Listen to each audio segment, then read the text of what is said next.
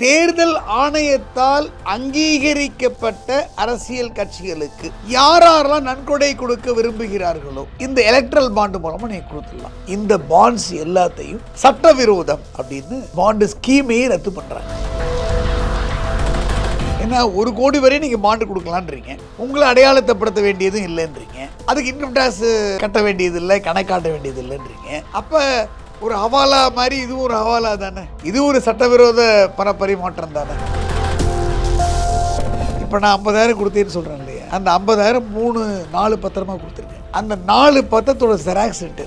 அந்த மாதிரி நீங்கள் ஜெராக்ஸ் பல பேர் எடுத்து வச்சு அந்த கட்சி ஆட்சிக்கு வந்ததுன்னா நீங்கள் ஆதாயத்துக்கு அதை பயன்படுத்திக்கலாம். பயன்படுத்தியிருக்காங்கிறத உண்மை. இதில் யாரெல்லாம் அதிகமாக வருவாங்க அப்படின்னா கான்ட்ராக்டர்ஸ் தான் வந்து அதிகமாக கொடுத்துருவாங்க. ரோடுன்னு எடுத்தீங்கன்னா இந்தியா பூரா ஒரே கான்ட்ராக்டர் மட்டும்தான் எடுப்பாங்க. மணல் கான்ட்ராக்டர் தான் இருப்பான். இப்போ மணல் குவாரி பிரச்சனை உனக்கு புரியுதாப்ப? ஏன் வந்து 10 அடி வாங்கிட்டு 1000 அடி வெட்டுறான், ஏன் நீ கண்டுக்கொள்ளாமல் இருப்பீங்க? அவன் கேட்பான்ல, ஏய் பாண்டு கொடுத்துருக்கேன்ல பாடலாம். ஆனால் எலக்ட்ரல் பாண்டை பொறுத்த வரைக்கும் வந்து அதிகமாக நன்கொடை கொடுத்தது பிஜேபிக்கு. உங்களுக்கு அடுத்த முறை அவங்க ஆட்சிக்கு வந்துடுறாங்க இல்லையா, 24 எலெக்ஷன் வரப்போகுது. அப்போ இந்த பாண்டை வந்து மிஸ்யூஸ் பண்ணிடக்கூடாது. இதை பேஸ் பண்ணி பாண்டு ஸ்கீமையே ரத்து பண்ணுறாங்க. சாதாரண சிட்டிசன்ஸ் இவ்வளவு லேக்ஸுக்கு மேலே போனால் 2.5 லட்சம் 3 லட்சம் வருமான வரி கட்டணும்னு நீங்கள் ஸ்லாப் எல்லாம் போடுறீங்க. ஆனால் கட்சிக்கு நன்கொடை கொடுக்குறோங்கிற பேரில் ஒரு கருப்பு பணத்தை ஒயிட் ஆகிறது தானே எதுவும். அதனால தான்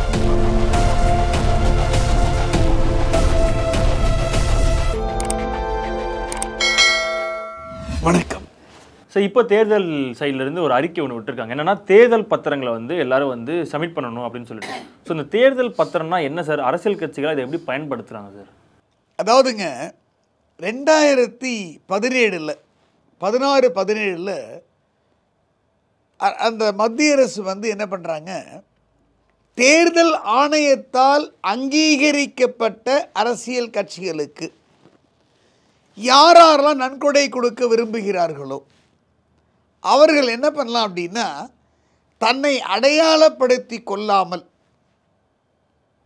நீங்கள் ஸ்டேட் பேங்க் ஆஃப் இந்தியாவில் மட்டும் 1000 ரூபாய், 10,000 ரூபாய், 25,000, 1 லட்சம், 10 லட்சம், 1 கோடி வரைக்கும் நீங்கள் ஒரு அமௌண்ட்டை கொடுத்தீங்க அப்படின்னா அந்த பாண்டை வந்து உங்களுக்கு கொடுத்துருவாங்க. அந்த பாண்டு வந்து நெகோஷியபிள் இன்ஸ்ட்ருமெண்ட் அப்படின்னு சட்டப்பூர்வமாக அங்கீகரிச்சாங்க. அதுக்கு என்ன பண்ணாங்கன்னா, இன்கம் டேக்ஸ் ஆக்டில் ஒரு பிரிவு, கம்பெனி ஆக்டில் ஒரு பிரிவு, representation of people act 29C நினைக்கிறேன், அந்த மாதிரி பிரிவெல்லாம் அவங்க மாற்றி ஒரு நடைமுறையை கொண்டு வந்தாங்க. இது அங்கீகரிக்கப்பட்ட அரசியல் கட்சிகளுக்கு மட்டும்தான் பொருந்தும். இப்போ பார்ட்டின்னு எடுத்திங்கன்னா Congress, BJP, of course communist, Marxist and இந்திய கம்யூனிஸ்ட், இதெல்லாம் வந்து உங்களுக்கு வந்து தேசிய கட்சிகள். மாநில கட்சிகள் எடுத்தீங்கன்னா அந்தந்த மாநிலத்தில் 1 or 2 பார்ட்டிஸ் வந்து அங்கீகரிக்கப்பட்டிருப்பாங்க. இவங்க எல்லாருக்கும் நன்கொடை அப்படின்னு இந்த எலக்ட்ரல் பாண்டு மூலமாக நீங்கள் கொடுத்துடலாம். இப்போ ஒரு கேள்வி, என்ன கேள்வி அப்படின்னா, சரி அடையாளப்படுத்தி கொள்ளக்கூடாது, ஆனால் நீங்கள் இந்த பத்திரத்தை நீங்கள் வாங்கலாம். அதுவும் என்ன சொல்கிறாங்க, வருஷத்தில் அதாவது ஜனவரி, அதுக்கப்புறம் ஏப்ரல், அதுக்கப்புறம் அக்டோபர், ஜூலை, அக்டோபர் 4 மாதத்தில் 10 நாள் தான் நாங்கள் வந்து அனௌன்ஸ் பண்ணுவோம். அந்த 10 நாளில் யாரெல்லாம் அங்கீகரிக்கப்பட்ட அரசியல் கட்சிகளுக்கு நன்கொடை கொடுக்க விரும்புகிறார்களோ அவர்கள் இந்த பத்திரத்தை ஸ்டேட் பேங்க் ஆஃப் இந்தியாவில் மட்டும்தான் வாங்கணும். அதை வந்து நீங்கள் 15 நாட்குள்ளே வந்து அந்த அரசியல் கட்சிகள் வந்து என்கேஷ் பண்ணிடணும் அக்கௌண்ட்டில் போட்டு. அப்படி என்கேஷ் பண்ணலன்னா அந்த அமௌண்ட் பிரதமர் நிவாரண நிதிக்கு சேர்ந்து விடும்.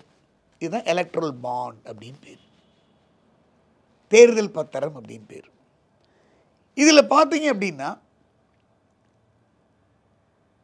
தன்னை அடையாளப்படுத்தக்கூடாது அப்படின்றீங்க. இப்போ நீங்கள் ஸ்டேட் பேங்க் ஆஃப் இந்தியா மேனேஜர்னு வச்சுங்க, நான் வந்து ஒரு அரசியல் கட்சிக்கு 10 லட்சம் டொனேட் பண்ண விரும்புகிறேன், உங்கள்கிட்ட 10 lakhs நான் கொடுத்து வாங்குகிறேன் அப்படிங்கும்போது அது இன்கம் டேக்ஸ் ஆக்டில் ஒரு செக்ஷனை கொண்டு வந்து இன்கம் டேக்ஸில் கணக்கு காட்டுற வேண்டிய அவசியம் இல்லை.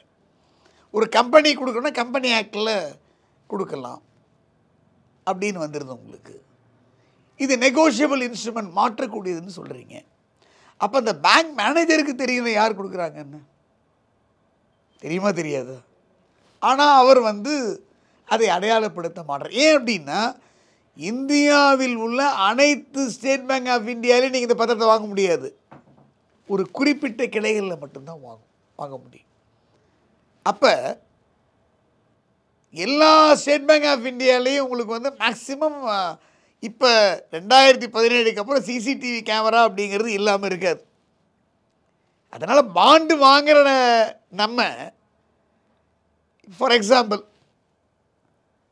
நான் வந்து என்னை பொறுத்த வரைக்கும் ஒரு 50,000 ரூபா வரைக்கும் நான் பாண்டு வாங்கி ஒரு 3 பார்ட்டிக்கு நான் டொனேட் பண்ணியிருக்கேன். அதாவது 1000 ஒரு அந்த மாதிரி 1000, 10,000 அப்படி வச்சுங்க.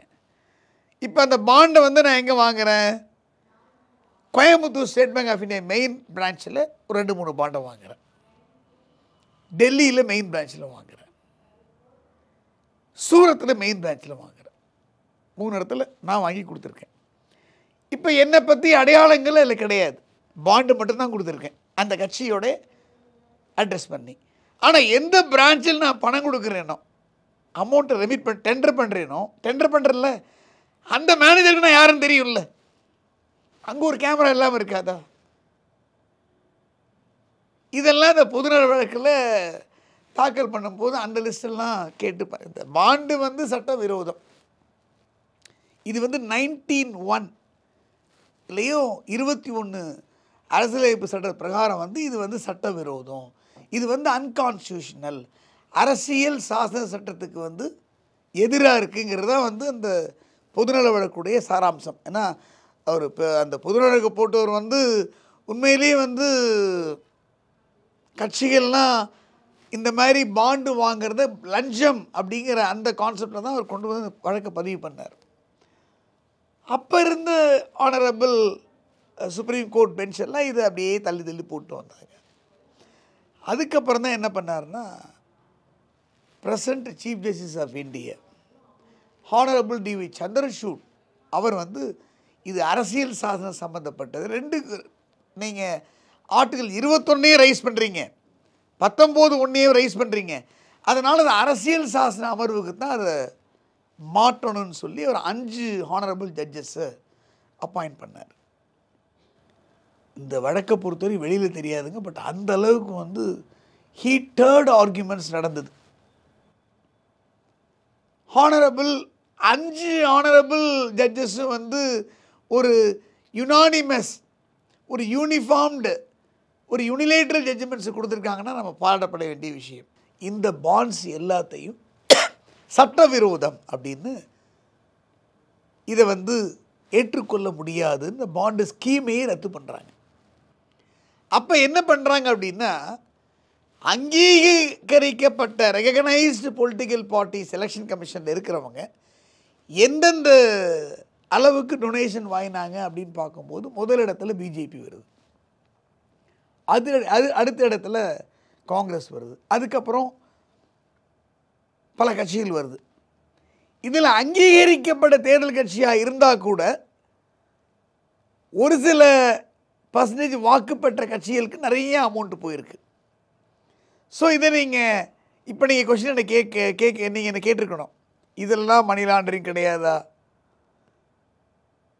செந்தில் பாலாஜி வழக்கில் மணி லாண்டரிங் போட்டு அவரை கொலையாக கொண்டுட்டு இருக்காங்களே இடி, அதுக்கு தான் சட்டத்தை வந்து மாற்ற இது அமெண்ட்மெண்ட்டை கொண்டு வராங்க. இன்கம் டேக்ஸ் ஆக்ட்லேயும் ரெப்ரசன்டேஷன் ஆஃப் பீப்புள் ஆக்ட்லேயும் கம்பெனி ஆக்ட்லேயும்.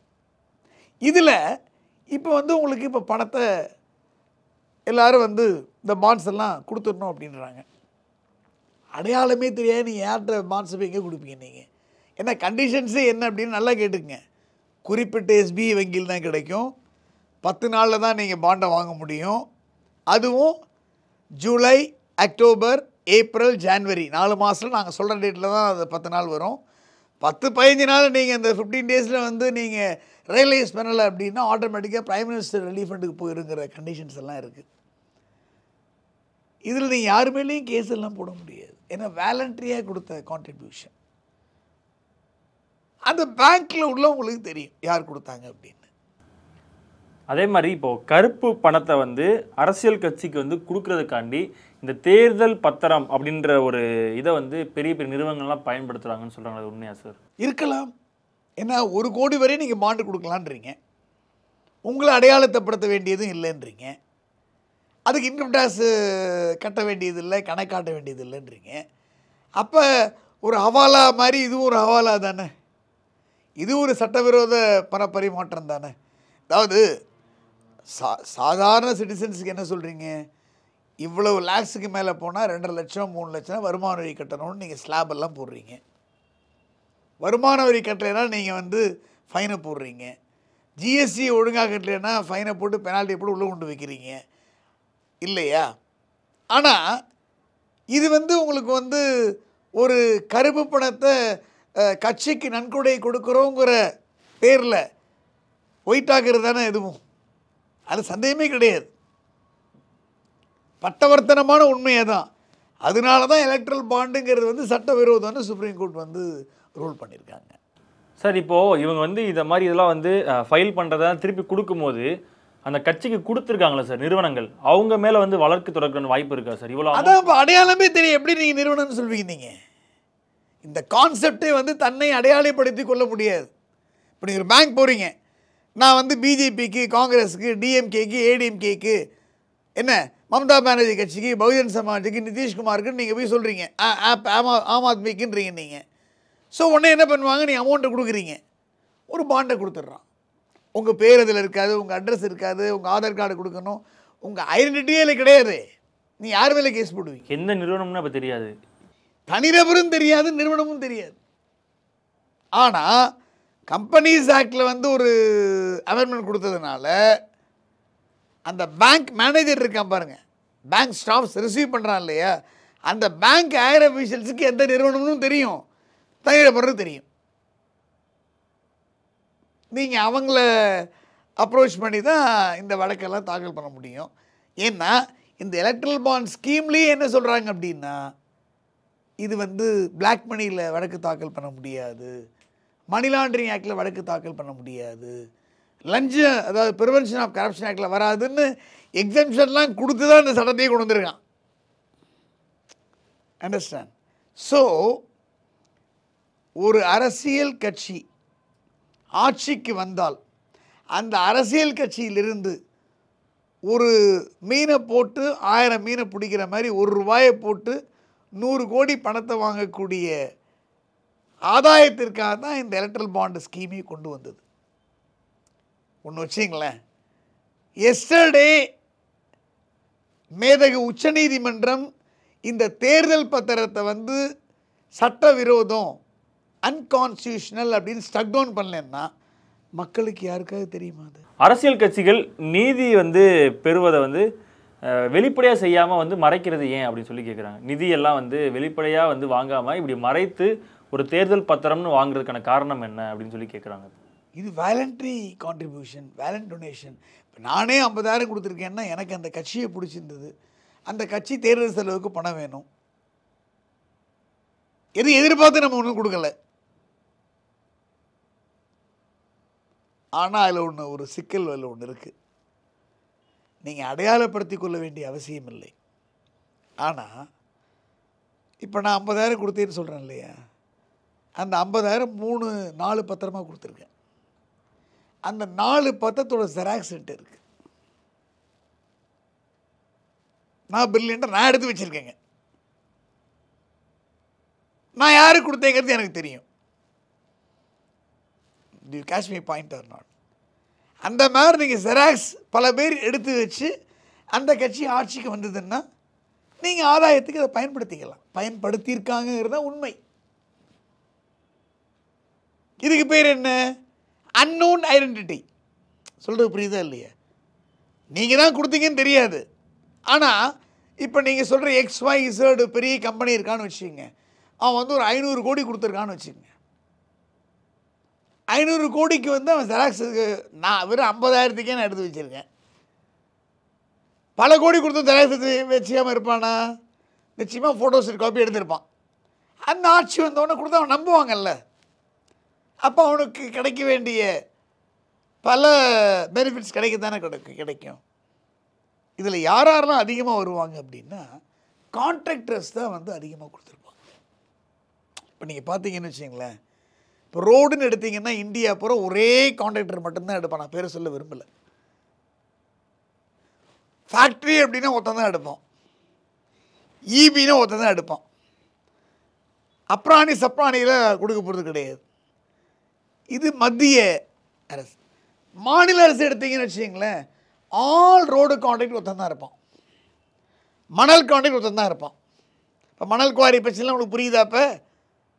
ஏன் வந்து 10 அடி வாங்கிட்டு 1000 அடி வெட்டுறான், ஏன் நீங்கள் கண்டுகொள்ளாமல் இருப்பீங்க? அவன் கேட்பான்ல, ஏய் பாண்டு கொடுத்துருக்கேன்ல பாடலாம், அவன் சொல்லுவானா சொல்ல மாட்டான். அதே மாதிரி ஹவுசிங் போர்டு வீடு கட்டுறான்ல, தமிழ்நாடு வாரியங்கள்லாம் இருக்குல்ல, உங்களுக்கு வீட்டு வசதி வாரியம் இருக்குது, ஸ்லம் கிளியரன்ஸ் போர்டு இருக்குது, அப்புறம் பஸ் கொள்முதல், அந்நிய முதலீடு, பண முதலீடு, நாங்கள் வாவான்னு வரவேற்கிறோம், நீங்கள் தொழிற்சாலையை கட்டுங்க வேலைவாய்ப்பு கொடுக்குறோம் அப்படின்னா அவன் தொழிற்சாலையை கட்டி அவன் லாபம் அடையிறதுக்கு தானங்க வராங்க. இப்போ தமிழ்நாட்டில் ஒரு தமிழர் இருக்கான். ஃபார் எக்ஸாம்பிள், ஒருத்தன் பிஇ மெக்கானிக்கல் முடிச்சிருக்கான்னு வச்சுக்கங்க. ஒரு 100 மெக்கானிக்கல் முடித்தவன் ஜாயின் பண்ணுறான்.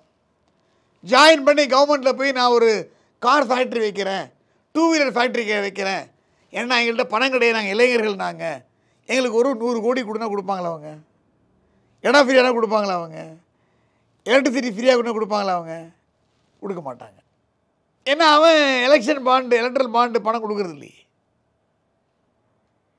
இந்த மாதிரி பல விஷயங்களுக்கு இந்த தேர்தல் பத்திரம் வந்து நேற்று வரை உபயோகப்பட்டு கொண்டு இருந்தது. இனிமே வந்து அது பலனளிக்காது. இப்போதான் சார் ஒரு கேள்வி ஒன்று வருது. என்னன்னா, கடந்த தேர்தலில் வந்து பாஜக வந்து தேர்தல் பிரச்சாரத்துக்கு வந்து 6000 கோடி ரூபாய் வந்து செலவு பண்ணியிருக்காங்கன்ற மாதிரியான ஒரு இது வருது. ஸோ அப்போ அந்த அமௌண்ட்டும் இதுலேருந்து வந்ததாக இருக்குமா சார்? அப்போது ஆமாம், இதுதான் வந்து சட்டப்பூர்வமாக அங்கீகரிச்சிருந்தாங்களே அவங்க எலக்ட்ரல் பாண்டு. எல்லா கதைக்குமே சரி, நீங்கள் பிஜேபி மட்டும் எடுத்துக்காதீங்க. தேர்தல் செலவு அப்படிங்கிறது இன்றைக்கி வந்து ஒரு எம்எல்ஏ நிற்கணும், ஒன்றுமே இல்லைங்க. For example I will tell you, வெறும் ஆவடியில் ஒரு வார்டு எலெக்ஷன், நான் 40வது வார்டில் ஒரு அரசியல் கட்சி சீட்டு எனக்கு தரேன்னு சொன்னாங்க. நான் வேண்டான்னு சுயேட்சையாக போட்டிக்கிட்டேன் தண்ணீர் குழாய் சின்னத்தில். எனக்கு வந்து அந்த மேக்ஸிமம் வந்து ஒரு 89,000லேருந்து 1 lakh செலவாச்சு. ஆனால் என்னை எழுத்து ஜெயிச்சவர் வந்து கிட்டத்தட்ட 1 கோடி வரையும் செலவு பண்ணியிருக்கார் சாதாரண வார்டு எலெக்ஷனுக்கு. திங்க் பண்ணுங்க, எத்தனை வாக்காளர்ன்றீங்க? மிஞ்சி மிஞ்சி போனால் ஒரு 7000 வாக்காளர். ஓட்டு வித்தியாசன்றீங்க, ஒரு 1000 ஓட்டு வித்தியாசம். ஸோ ஒரு கவுன்சிலர் எலெக்ஷனுக்கே 1 கோடி 60 லட்சம் 70 லட்சம் செலவு பண்ணுறாங்கன்னா ஒரு எம்எல்ஏக்கு எவ்வளோ செலவு பண்ணுவாங்க, ஒரு எம்பிக்கு எவ்வளோ செலவு பண்ணுவாங்க? நீங்கள் இந்த நேர்காணல்னு ஒன்று வைக்கிறாங்க இல்லையா எல்லா கட்சியிலையும், முதல்ல போகிற உடனே உங்கள்கிட்ட என்ன கேட்பாங்க அப்படின்னா, பேருக்கு எத்தனை வருஷமாக நீங்கள் கட்சியில் உறுப்பினராக இருக்கீங்க, பேருக்கு தான். நான் நேற்றுக்கு சேர்ந்தவனை கூட இப்போ செந்தில் பாலாஜி போய் ஜாயின் பண்ணலையா ஏடிஎம்கே, எத்தனை பாரம்பரியமாக ஏடிஎம்கேல இருக்கார், டிஎம்கேல இருக்கார், அவர் கட்சி விட்டு போனவர் தானே. சேகர் பாபு கட்சி விட்டு போனவர் தானே ஏடிஎம்கேலேருந்து. ஏவாவேலுக்கு ஏடிஎம்கேலேருந்து போனவர் தானே. கேகேஎஸ்ஆர் போனவர் தானே. ரகுபதி போனவர் தானே. அவங்கெல்லாம் என்ன டிஎம்கேலேயே பாரம்பரியமாக இருந்துட்டு இருக்காங்களா? ஆலந்தூர் பாரதி மாதிரி. மதிமுக என்ன சொன்ன, குற்றம் கருவிலேயே குற்றம் அப்படின்னாரு. நான் சொல்ல விரும்பலை. ஸோ போன உடனே பேருக்கு என்ன பண்ணுவாங்கன்னா, எவ்வளோ வருஷமாக நீங்கள் அடிப்படை உறுப்பினராக இருக்கீங்க, என்ன பொறுப்பாது. மெயின் என்னென்னா என்ன ஜாதி, உன் ஜாதிக்கு உன் தொகுதியில் எவ்வளோ ஓட்டு இருக்கு, எவ்வளவு செலவு பண்ணுவேன், இதுதான். பட் ஏடிஎம்கேல அம்மா என்ன பண்ணுவாங்கன்னா, ஆனர் டாக்டர் ஜி ஜெயலலிதா அவங்க பொறுத்தளவு என்ன பண்ணுவாங்கன்னா, எல்லாத்தையும் கேட்டுட்டு கட்சி பணத்தை கொடுத்து அவன் ஏழையாக இருந்தாலும் நிற்க வச்சு ஜெயிக்க வைப்பாங்க. அது ஒரு ஃபார்முலா இருந்தது. ஸோ நீங்கள் எம்எல்ஏ எம்பி அப்படின்னு எந்த கட்சி தேர்தலில் போட்டியிட்டாலும் பல கோடியில் நீங்கள் செலவு பண்ணி தான் ஆகணும். பிஜேபி 6000 கோடினா காங்கிரஸ் 4000 கோடி செலவு பண்ணியிருப்பான். டிஎம்கே செலவு பண்ணல நீங்கள் சொல்கிறீங்களா? தான் நம்ம கண்கூட பார்க்குறோமே, ஏடிபி செலவு பண்ணலையே. எல்லா கட்சியும் வாக்காளருக்கு பணம் கொடுக்குறாங்க. சரி, இன்னொன்று, இப்போ எலெக்ஷன் டயத்தில் இன்கம் டேக்ஸ் வந்து பணத்தெல்லாம் பிடிக்கிறாங்கன்னு சொல்கிறாங்க. நம்ம பொதுமக்கள் அர்ஜென்ட்டுக்கு ஏதாவது நம்ம 50,000க்கு மேலே கொண்டு போனால் உடனே பிடிச்சி ரெக்கவர் பண்ணிடுறானா இல்லையா? நீங்கள் உடனே கணக்காட்டுறா அப்படின்போம். அதுக்கு 1008 எங்களை கூப்பிட்டு போனோம், நீங்கள் போலீஸ் ஸ்டேஷன் போகணும், கோர்ட்டில் கேஸ் போட, அந்த பணத்தை நீங்கள் ரிலீஸ் பண்ணுறது அவ்வளோ பாடுபடணும். கோடி கோடியாக பணத்தை பிடிக்கிறான். சரி ஏங்க, கோயம்புத்தூரில் ஒரு கண்டெய்னரில் பணத்தை பிடிச்சிட்டு போனான் இல்லைங்க, ஞாபகம் இருக்கா இல்லையா? ஒரு எலெக்ஷன் போது அந்த கண்டெய்னர் எங்கேருந்து வந்தது, யாரோட பணம், இது வரைக்கும் டீட்டெயில்ஸாக வந்தது வெளியில் யார்? கோயம்புத்தூர் ஸ்டேட் பேங்க் ஆஃபில் தான், state bank of India railway station பக்கத்தில் உள்ளதானே வச்சுருந்தாங்க கண்டெய்னரையே. அந்த பணம் அந்த நம்பரை வச்சு எங்கே அச்சடிக்கப்பட்டது, எப்படி கையாண்டதெல்லாம் கண்டுபிடிக்க முடியாது அவங்களால. இதுவரையும் யாராவது கேட்டோமா நம்ம? எலெக்ஷனில் இதெல்லாம் சாதாரணங்க. எல்லா கட்சியும் செலவு பண்ணுறாங்க என்ன. ஆனால் எலக்ட்ரல் பாண்டை பொறுத்த வரைக்கும் வந்து அதிகமாக நன்கொடை கொடுத்தது பிஜேபிக்கு. அதுக்கு ஒரு ரீசன் என்னென்னா, உங்களுக்கு அடுத்த முறை அவங்க ஆட்சிக்கு வந்துடுறாங்க இல்லையா? ஸோ இப்போ அடுத்தடுத்து அவங்க ஆட்சிக்கு வரும்போது அவங்க பலன் பெறலாம் அப்படின்னு கூட அடையாளம் தெரியாமல் ஜெராக்ஸ் காப்பி எடுத்து வச்சு கொடுத்துட்டு நிறைய பேர் கொடுத்துருப்பாங்க. எப்போதுமே வச்சுங்களேன், இதெல்லாம் ரேஸ் மாதிரி தானேங்க. ஜெயிக்கிற குதிரை மேலே தானே எலக்ட்ரல் பாண்ட் பணத்தை கட்டுவான், தோக்கிற குதிரை போய் கட்ட மாட்டான்ல. இவ்வளோ நாள் விட்டுட்டு நீதிமன்றம் இப்போ இந்த பிரச்சனைகள் வந்து தலையிடுறதுக்கான காரணம் என்ன சார்? இந்த வழக்கு வந்துங்க அவர் 2017-18 ஃபைல் பண்ணிட்டார். பல ஆயிரக்கணக்கான பல லட்சக்கணக்கான வழக்குகள் சுப்ரீம் கோர்ட் நிலுவையில் இருக்குது. பட் எந்தெந்த முக்கியத்துவமான அரசியல் சாசன வழக்கெல்லாம் இருக்குங்கிறத அவங்க பட்டியலிடுறாங்க. 24 எலெக்ஷன் வரப்போகுது, ஜென்ரல் எலெக்ஷன் இந்தியாவில். அப்போ இந்த பாண்டை வந்து மிஸ்யூஸ் பண்ணிடக்கூடாது யாருமே. இதை பேஸ் பண்ணி இது ஒரு பிரைபு தானே அது உங்களுக்கு. ஸோ வாக்காளர்களை வந்து இது வந்து மெஸ்மரைஸ் பண்ணுற மாதிரி ஆகிடுது, வாக்காளரை திசை திருப்புற மாதிரி ஆகிடுது. அப்புறம் வந்து உங்களுக்கு பெரும் பெரும் பண முதலாளிகள்லாம் வந்து இந்த மாதிரி கருப்பு பணத்தை நாங்கள் வெள்ளையாக்கி கொண்டு வருவோம்லாம் சொன்னாங்க ஒரு கட்சி. இன்னி வரைக்கும் பேங்குள்ள உங்களுக்கு வந்துச்சா, எனக்கு வந்துச்சா, இல்லை உங்களுக்கு வந்துச்சுங்களா? யாருக்கும் வரல. இல்லை, எல்லா இடத்துலையும் கருப்பு பணம் வெள்ளையாகித்தாங்க இருக்குது. உங்கள்கிட்ட இப்போ ஒரு 1000 கோடி பணம் இருக்குன்னு வச்சுக்கோங்க, நீங்கள் இன்கம் டேக்ஸே கட்டக்கூடாது. அது வந்து நான் வெள்ளையாக்கணுன்னா சினிமாவில் போட்டு வெள்ளையாக்கிட்டு போயிடுறீங்க. பிரபலமாக நடிகரை கூப்பிடுறீங்க, அவருக்கு கொடுத்தது 1 கோடி இருக்கலாம், அவருக்கு 10 கோடி கொடுத்தேன்னு கணக்கு எழுதி வாங்கிக்கிறீங்க. ஒன்றுமே இல்லாத டேரக்டர் கூப்பிட்டு அவருக்கு நான் வந்து ஆடிக்காரை வாங்கி கொடுக்குறேன், லான்சரை வாங்கி தரேன், இன்னும் என்னால் போல என்ன இது ஐ மீன் விஜய் சிக்கலில் மாட்டினார் ஒரு காரை வாங்கி, ரோல்ஸ் ராய் வாங்கி கொடுத்தேன். அதனால் எல்லாருமே இங்கே அதாவதுங்க அதாவது கஷ்டப்படுறவன் கஷ்டப்பட்டுட்டு தான் இருக்கான், தமிழ்நாட்டிலையும் சரி இந்தியாவிலையும் சரி. பேக் சைடில் சம்பாதிக்கிறவன் வந்து பணத்தை என்ன பண்ணுறதுன்னு தெரியாமல் இந்த மாதிரி பல சட்டவிரோத செயலில் ஈடுபடுறான். அதில் ஒரு சட்டவிரோத செயல் தான் எலக்ட்ரல் பாண்ட் அப்படிங்கிறத ஹானரபிள் சுப்ரீம் கோர்ட் வந்து முடிவுக்கு கொண்டு வராங்க. அதனால தான் வந்து இது 24 எலெக்ஷன் வருது, பணத்தை கொடுத்து யாரும் ஆதாயம் அடைந்து விடக்கூடாது, மெரிட்டில் எல்லாம் நடக்கணும் அப்படின்னு நல்ல நோக்கத்தில் எலக்ட்ரல் பாண்டை ரத்து பண்ணியிருக்காங்க. சரி, எலக்ட்ரல் பாண்டை விட்டுருங்க, நான் உங்களுக்கு வந்து என்ன பண்ணுறேன் அப்படின்னா அதை விட்டுருங்க, ஒரு 500 பவுனில் 4 தங்கத்திட்டம் உங்களுக்கு வாங்கி கொடுக்குறேன், நீங்கள் என்ன கேட்க முடியுமா? கம்யூனிஸ்ட் மாதிரி உண்டியல் கொடுக்குற வேலை இல்லது, அதுக்கு கொடுத்துருப்பாங்க நிதிகள். எல்லா கட்சிக்கும் போயிருக்கு. அந்த ஜட்ஜ்மெண்ட்டில் பார்த்தீங்கன்னா எந்தெந்த பார்ட்டி எவ்வளோ எலக்ட்ரல் பாண்ட் மூலம் நன்கொடை தட்டியிருக்காங்க அப்படிங்கிறது கம்ப்ளீட்டாக கொடுத்துருக்காங்க.